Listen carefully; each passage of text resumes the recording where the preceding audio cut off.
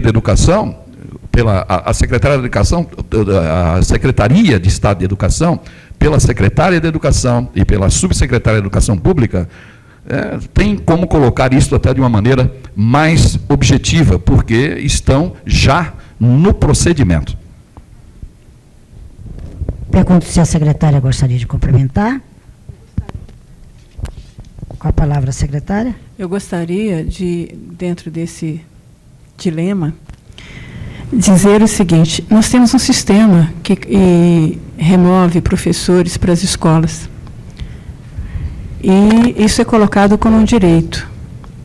Então, todas as vezes que abrimos concurso de remoção, os professores vão não porque têm habilidade e desejam ir para aquela escola, mas porque desejam sair de onde estão. E essa é uma grande dificuldade que nós temos de adequar o perfil dos professores à sua atividade. Nós estamos trabalhando este assunto também dentro da Secretaria de Educação. Como o professor Mafra colocou, em se tratando de EJA, e tendo em vista o grande contingente, a grande demanda que nós temos, a capacitação ela é quase que impossível se fazer de uma forma que não seja em serviço. Mas primeiro é preciso que o professor queira, deseje se aperfeiçoar. Nós temos um índice de evasão dos cursos da EAP, algo em torno de 70%. Não é pelo esforço institucional de fazer e de propiciar a oportunidade de se capacitarem. Nós estamos fazendo isso. Mas é bom que vocês saibam disso. Nós temos um índice de evasão de professores, de cursos de capacitação, de especialização, de atualização, da ordem de 70%. E não temos nenhum mecanismo legal que obrigue o professor a se capacitar, nem mesmo em serviço. Essas questões precisam ser debatidas, refletidas e colocadas, exatamente para que nós possamos, a partir da reflexão, saber como também dar um sonho, uma mística para os nossos professores, para que eles possam se autoavaliar e exigir de nós aquilo que precisa para melhorar a sua atividade pedagógica. A pergunta seguinte é endereçada ao professor Mafra e à professora Maristela. Se há vontade de acabar com o analfabetismo no país e se já foi diagnosticada a falta de preparo dos professores para esse fim, por que não existem cursos específicos para a formação desses professores? Da professora Elizabeth para o professor Mafra e a professora Maristela. A professora Maristela, em seguida, passa para o professor Mafra. Com a pergunta que chegou à mesa, que virá, que é dirigida ao professor Luiz Otávio, nós encerraremos, então, o ciclo de perguntas. Encerrado, portanto, o recolhimento, para que nós possamos terminar no horário aprazado. Veja bem, eu tenho debatido muito com as faculdades, com as universidades, que eles não nos perguntam qual é o professor que desejamos para a nossa rede de ensino. Na reestruturação de competências, a formação de professores ficou com a União nas universidades. E como ninguém vem nos perguntar, não convive conosco, eles fazem o currículo, vão no MEC, discutem o MEC, aprova o curso, e nós ficamos despendendo recursos da educação básica para requalificar e recapacitar professores.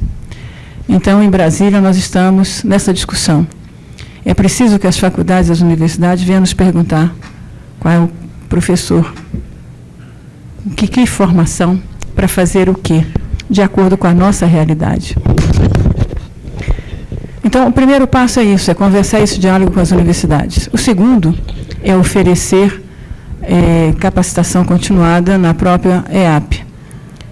Mas, como eu disse na primeira pergunta, a grande dificuldade é você manter o professor se capacitando, é você fazer com que ele queira se capacitar também para essa realidade. E é preciso que ele conheça as nossas necessidades, que a gente oferte e que ele acate. Não temos, para quem já está na rede, nenhum sistema legal que os obrigue a fazer esses cursos.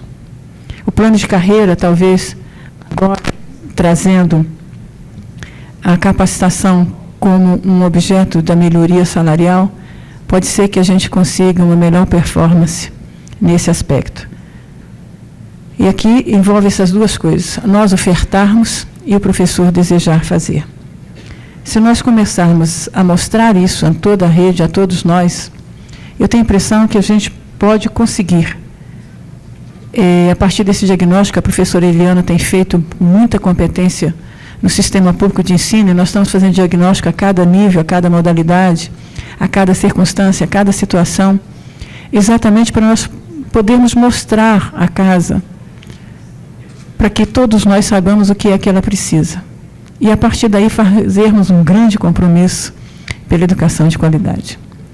Como eu disse, nós não precisamos ter grandes projetos, grandes ações, porque o programa que a deputada Eurídice desenhou e deixou na casa para ser operacionalizado, e educação é processo, se faz a longo e médio prazo.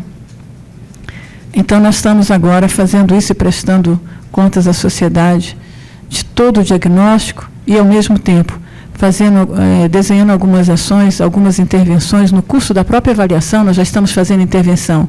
Não é que nós estamos terminando o diagnóstico e vamos agora desenhar um outro programa, não é isso. Na medida que o diagnóstico é feito e há uma correção de rumos, a gente já vai fazendo paralelamente, simultaneamente.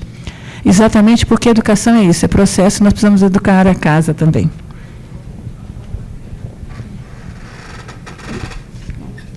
Professor Mafra. Atendendo aqui a Elizabeth. Na realidade, a professora Maristela já respondeu, mas o problema acabar com o analfabetismo no país já foi designado e já foi diagnosticado. Há uma falta de habilitação de professores para a alfabetização. Eu não considero assim. Eu considero que os professores, principalmente os normalistas, os antigos normalistas, que eu ainda sinto saudade dos institutos de educação, que ali a formação de professores para aquele objetivo realmente era perfeito. Né? Nós temos, quem leciona nas licenciaturas sabe, e identifica logo quando o aluno é egresso da antiga escola normal e quando ele veio para a área de educação fazer uma licenciatura, a dificuldade inicial que ele tem até se adaptar. Né? A gente trabalha muito mais facilmente com o egresso dos famosos institutos de educação, de saudosa memória. Mas não existem professores incapacitados para a alfabetização, não. Não há esse diagnóstico no país. O que existe pontualmente em algumas localidades é o professor com dificuldade de alfabetizar por falta completa de formação. É o professor sem titulação, que não é o caso do Distrito Federal. Mas no Distrito Federal não há este problema. Professores para alfabetizar. O que é difícil é fazer, como disse a secretária de Educação, é convencer um adulto acima de 40 anos em alfabetizá-lo. As escolas, os postos de alfabetização, que não pode ser feito à distância, hein? Nem pense, é EJA, não é? Esses estão disponíveis, inclusive nas empresas, nas indústrias, que são empresas, etc. Então, este não é o problema é convencer a clientela. É bem diferente da EJA no sentido de educação básica. Eu vou pegar carona para fazer um comentário. Acho que na educação nós estamos vivendo um pouco o que a medicina viveu. A pensarmos que o exagero das especializações e o paciente ficando sem o generalista. Eu acho que na educação nós não podemos entrar neste equívoco. Aqui já foi dito por um dos expositores de que a identificação, depois com determinada setor, para que nós nos dediquemos ao magistério, isso é uma coisa que acontece no serviço. E às vezes nós podemos fazer bem, trabalhando com diferentes setores. Então, não há essa coisa de sair, e nem há necessidade de alguém sair da sua formação de nível médio e já dizer, eu quero ser professor de jovens e adultos, então eu vou fazer uma licenciatura para ser professor de jovens e adultos. Eu acho que a formação do professor, ela deve ser uma formação globalizada, de uma visão geral de como é que nós vamos realmente trabalhar. Felizmente, passou aquele tempo que eu vivi e que acho que poucos daqui realmente viveram. Eu quero me botar numa posição de a mais velha deste auditório, apesar dos cabelos brancos do Mafra, que as mulheres pintam. E então, eu dizer que, por exemplo, eu me identificava, meu início de magistério, eu adorava alfabetizar crianças. Se me perguntasse com que classe quer ficar, sem ser uma distribuição já imposta, eu sempre diria, eu quero ficar alfabetizando crianças. Eu senti ali o retorno do meu trabalho, muito próximo realmente a mim.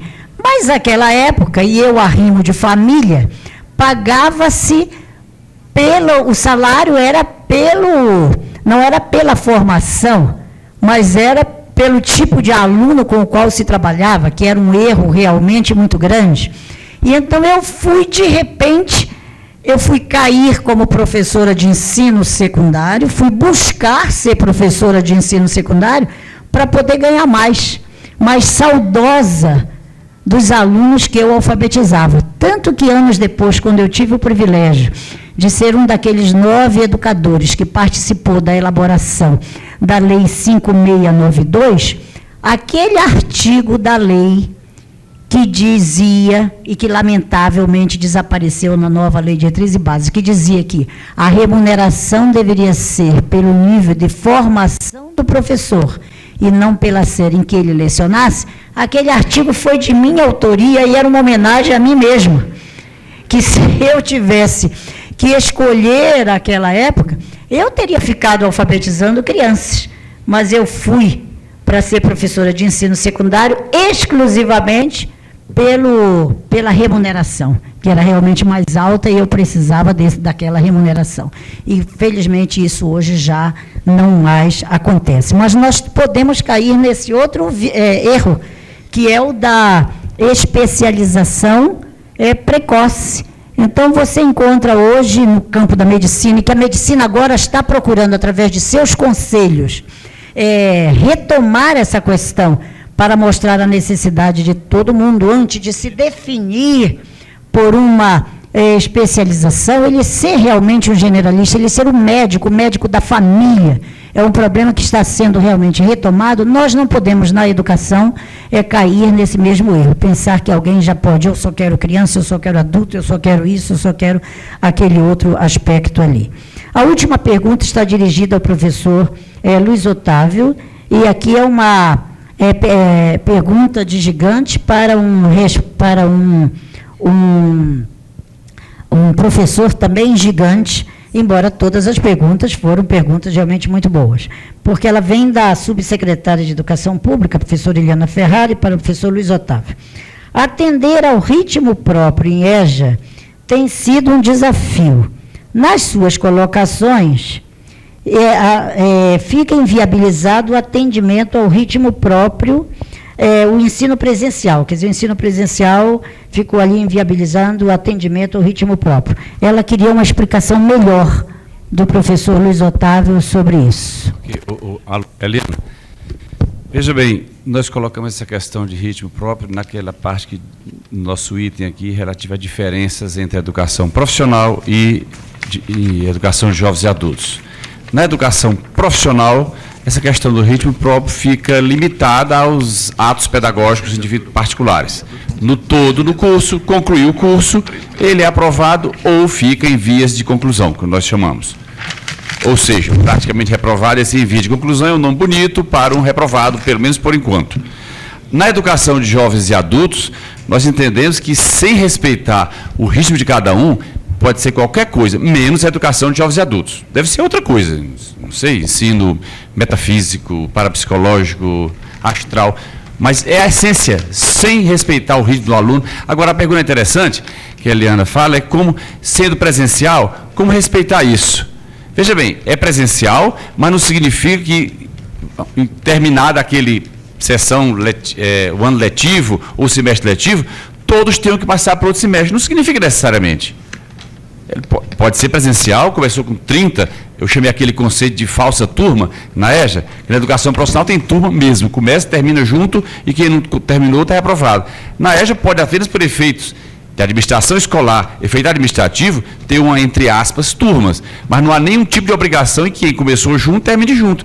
Não só você pode terminar antes, como terminar depois.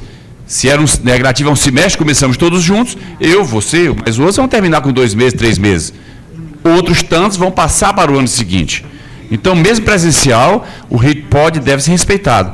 Ou para a pessoa que acelerou, ou para os que estão com ritmo lento. Entendeu? Pode sim, sem nenhuma dúvida.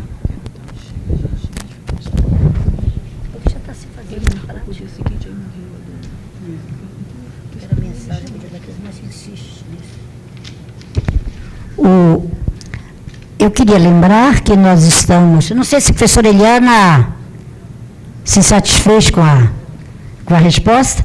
Eu queria lembrar que nós estamos numa programação para 3 dias. Amanhã nós estaremos aqui fazendo uma sessão solene em homenagem aos professores, e em especial a alguns professores que foram selecionados, indicados pelos parlamentares, membros titulares e membros suplentes da Comissão de Educação. A sessão será às 9 horas, nesta casa, se eu não me engano, lá no plenário, na sala do plenário. Desde já estão todos convidados para estarem aqui conosco.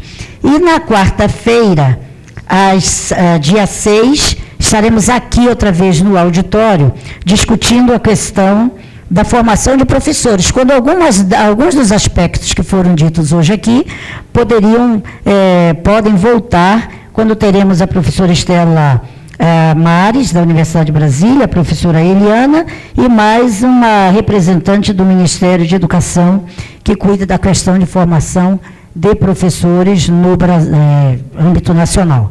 Teremos aqui, portanto, na quarta-feira, como último tema, todos estão bem-vindos, gostaríamos de contar com a presença de todos os senhores. Mas só para terminarmos, num ambiente mais descontraído, eu lembraria aqui, em homenagem ao professor Mafra, uma coisa muito interessante, vinculando a pergunta que eu fiz sobre a metodologia de simbiose de educação à distância com a educação de jovens e adultos. Isso me foi contado pela uma das maiores educadoras que o Distrito Federal já teve, que foi a professora Ana Bernardes da Silveira Rocha. Não sei quantos lembram da professora Ana Bernardes. Hoje ela é aposentada, vive no Espírito Santo. Ana, muito minha amiga. Ana, muito minha amiga, e eu tive a oportunidade, inclusive, quando deixei o MEC, de indicá-la para ser a minha substituta na direção do Departamento de Ensino Fundamental do Ministério da Educação. Ana, um dia morava em Brasília, evidentemente, e a moça que trabalhava com ela, sua secretária do lar, era aluna do César. E a Ana viu que ela estava demorando mais do que devia ao fazer suas lições naquela noite, e a Ana perguntou-lhe assim: alguma dificuldade que eu possa ajudar? Ela disse: não, está tudo bem. Depois ela voltou e disse assim: dona Ana, não, eu tenho assim, só um probleminha, pequenino. E a Ana disse assim: qual é o problema? E a Ana se aproximou e ela disse assim: não, é com esta pergunta aqui. A Ana olhou a pergunta e disse assim: o que é que você não entendeu aí na pergunta? E ela disse: não, a Ana disse: leia para mim a pergunta e diga o que é que você não entendeu. E ela leu assim: razões da fichação do português no litoral. E a Ana disse assim: o que é que você não entendeu da pergunta? Ela disse assim: o litoral, a fichação eu já sei, aquelas fichas que a gente tem que fazer e levar para o professor. Foi o ensino à distância se transformando em fazer ficha, isso vocês devem lembrar também, né? Ela disse assim: então a fichação eu já sei, as fichas que eu tenho que fazer eu já comecei a fazer. Agora eu não sei o que é litoral. O português, evidentemente, ela sabia, né? Agora o litoral, realmente ela não sabia.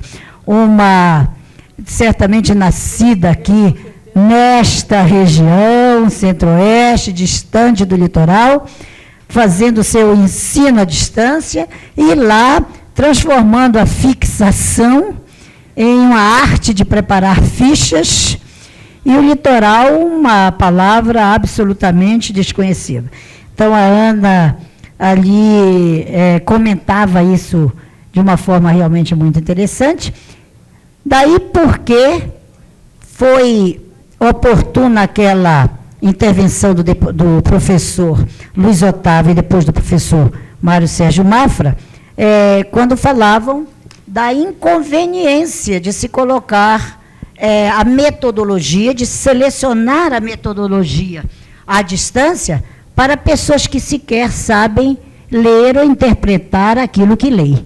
Então, há um momento adequado de se fazer realmente essa introdução. Precisa haver, primeiro, uma motivação, uma disciplina.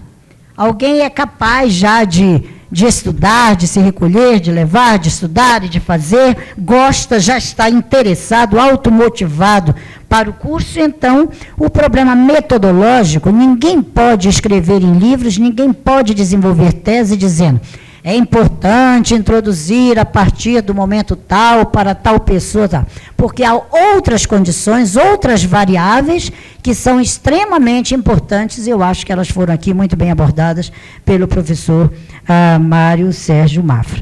Eu queria agradecer a participação de todos vocês e dizer que me considerei privilegiada de, ao retornar à Câmara, estive ausente por problema de saúde durante todo esse mês de setembro, já de retornar com a coincidência desta Semana da Educação e encontrar neste auditório tantas pessoas interessadas pelo tema que nos faz vibrar durante todo o tempo. E a secretária de Educação, por ter tirado de seu tempo para ficar a manhã toda aqui conosco. Eu já passei por aquele cargo e sei como isto é difícil, mas mostra o interesse também da Secretaria de Educação e de sua secretária de acompanharem com muito interesse o que está acontecendo nesta casa, naquilo que diz respeito à educação. Muito obrigada a todos e até amanhã.